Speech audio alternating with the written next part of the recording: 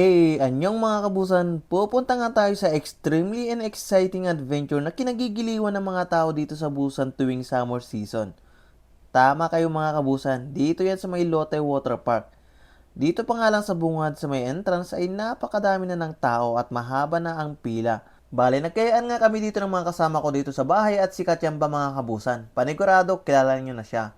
Tamang-tama na pumunta nga kami ngayon kasi kung last week kami pumunta at nakisabay sa summer vacation, panigurado times 2 sa sobrang dami ng tao ngayon. Bago nga pala kami pumunta dito ay nagpa-reserve na kami mga kabusan para dire-diretso na para pagka-scan ng QR code ay papasok na nga kami agad. So eto nga yung binigay sa amin para sa aming locker at doon nga namin ilalagay ang mga gamit namin mga kabusan. Sa labas at dito nga sa loob ay sobrang napakaganda mga kabusan. Bali kailangan lang din natin bitbitin ang ating mga tsinelas at papunta naman kami sa may locker sa may second floor. At dito na nga din ang shower area. Nagpalit lang kami ng pang swimming at ligong-ligo na nga din ako mga kabusan. Excited yarn? Taks naman. Pagkatapos nga namin nagpalit ay bumaba na nga kami at numeritso naman kami dito sa may bilihan ng mga waterproof case. Nakalimutan ko sa yung ganito ko. Dahil mahal nga dito mga kabusan kaya hindi na nga din ako bumili. Taks naman. So kung pupunta nga kayo dito ay kailangan nyo nang bumili sa labas ng mas mura. Mas makakatipid pa kayo mga kabusan. Eto na nga kami mga kabusan, bali wala nga dito si Sam Melby kasi galing na nga siya dito last week. Nagkaroon siya kasi dito ng taping at syempre bilang leading man kaya busy nga siya. Taks naman. Kaya kami na nga ulit ang magkakasama dito. Kumuha lang kami dito ng life vest. Syempre safety first pa rin tayo mga kabusan habang nag-e-enjoy tayo dito. Napakalinaw nga talaga ng tubig mga kabusan. Madami ang taong nagsipunta ngayon pero mas madami daw last week. Kaya tamang-tama lang ngayon na pumunta kami at ma-enjoy namin itong water park nang hindi nakikipagsiksikan. Ganon din dito yung mga rides. Ang haba kasi ng mga pila mga kabusan. Umaabot din ng 20 to 30 minutes kakahintay para sa bawat rides mga kabusan. Kailangan mo lang din talagang pagtiyagaan ang makipila para makasubok ka sa mga bawat rides mga kabusan. Sobrang ayos na ayos nga din talaga dito sa may giant wave mga kabusan. Ang lakas talaga ng impact nito at tinatangay ka. Sana all tinatangay habang magkahawak ang kamay. Naks naman. Dito naman kami pumunta sa may Giant Aquaplex. Ayos na ayos din dito, mabibigla kang mababasa. Okay na okay nga din dito mga kabusan. Family outing, barkada outing, o kaya naman mag-jowa outing. Sana all may jowa. Naksaman. Tapos dito naman banda parang umulan lang mga kabusan. It's raining in Manila, hindi ka ba nilalamig? Agoy, napakanta tuloy ako mga kabusan. Naks naman.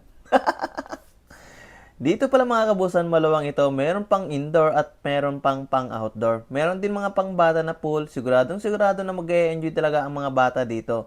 Sulit na sulit ang binayad namin dito mga kabusan. Mabuti na nga lang kumuha kami ng ticket ay naka-discount na kaya halos kalahati lang ang binayad namin sa entrance mga kabusan. Promo kasi nila dahil sa summer season. Inikot nga namin ito mga kabusan, kasama ko nga pala dito si Jeff Canoy at si Jericho Rabal. Sasakay sana kami sa may tiki pero hindi nga namin mahanap ang entrance. Kaya lakad-lakad na lang kami dito sa may baba ng sliding mga kabusan. Ito nga, sarap buhay. Ayan na. Mga kabusan, gutom na kami. Dahil nga hindi nga kami kumain ng umagahan at nagmerienda lang kami kaya nagugutom na naman kami mga kabusan. Parang every 2 hours atay nagugutom kami mga kabusan. Merienda lang kasi ang kinakain namin dito at nakakapagod kasi ang tubig lalo na kapag hinampas ka ng alon ng tubig mga kabusan. Kasabay niyan tinatangay ka pa ng alon. Madaming mga activities na pwedeng gawin dito mga kabusan. Kaya yung isang araw mo ay sulit na sulit at mapapaulit-ulit ka sa pagpunta dito mga kabusan. Naks naman. Eto nga pumunta nga lang kami dito sa loob at bumili nga lang kami dito ng hotdog mga kabusan.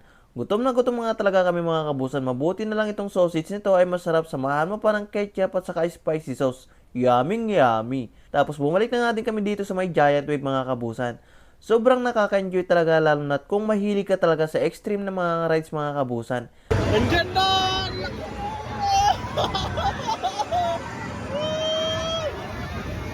Mabuti!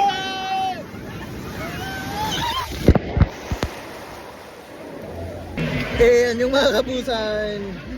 Balin dito tayo sa water park sa Gimhe. Summer Peak. Yan, bago tayo umuwi ng Pinas, siyempre kailangan pa rin natin ng mag-enjoy dito kahit summer lang. No?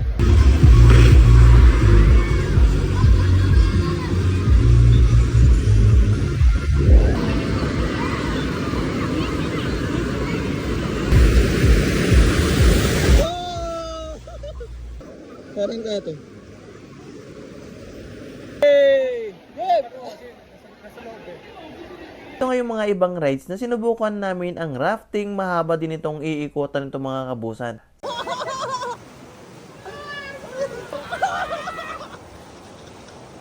Boy, mas mabigat kayo dyan ha. Umangat kayo dyan, B.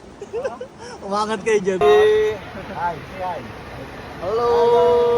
Uy, buwan mo naman ako. Uy,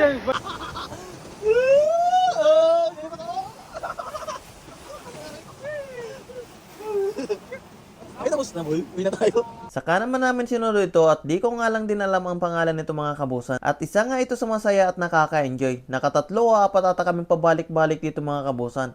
Ang lakas kasi ng hiyawan namin dito at para bang kami lang ang maingay at nag-e-enjoy mga kabusan. Naks naman. Sumakay nga din kami dito sa may giant na imbuto. Yun talaga ang magpapabilis ng pitik ng iyong puso. Sa sobrang extremely mga kabusan. Isang magandang experience yung rides na ito para sa akin. Rocket! Warasi, anamasariwa! Noon din dito yung kulay green na katabi niya. Bala hindi na nga ako nakapag-video dito mga kabusan dahil sa gusto ko talagang i-enjoy itong mga rides.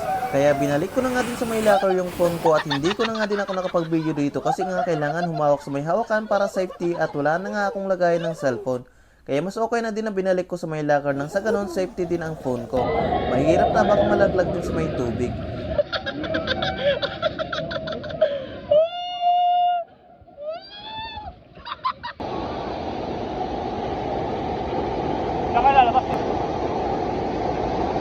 Inabutan na nga din kami dito ng gabi hanggang alas 8 mga kabusan at madami pa ang nagsasaya pero madami din ang nagsisiuwian na mga kabusan. Madami din ang mga nagsasayaw dyan sa may gitna at nag-e-enjoy.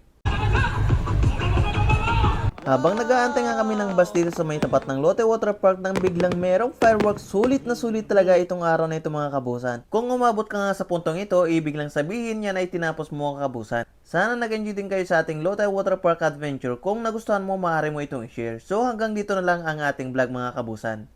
Annyeong!